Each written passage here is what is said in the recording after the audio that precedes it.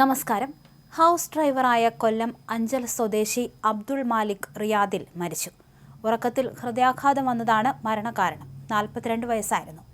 അഞ്ചൽ കരുകോൺ പുല്ലാഞ്ഞിയോട് പള്ളിക്കിഴക്കേതിൽ വീട്ടിൽ താമസിക്കുന്ന അദ്ദേഹം റിയാദിലെ എക്സിറ്റ് 14 ഒരു വീട്ടിലായിരുന്നു ജോലി ചെയ്തിരുന്നത്. രാവിലെ സമയമായിട്ടും അദ്ദേഹം ജോലിക്ക് എത്തിയിരുന്നില്ല.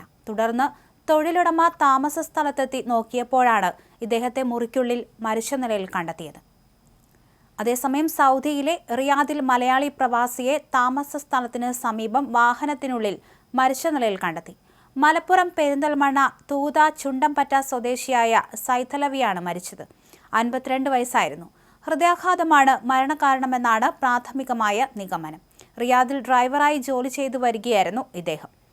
തിരുവനന്തപുരം സ്വദേശി കാട്ടിൻവിള വീട്ടിൽ താഹ കുവൈറ്റിൽ മരിച്ചു. 52 വയസ്സായിരുന്നു. അന്തലൂസിൽ അറബി വീട്ടിൽ കുക്കായിരുന്നു. മയ്യത്ത് കുവൈറ്റിൽ തന്നെ ഖബറടക്കി.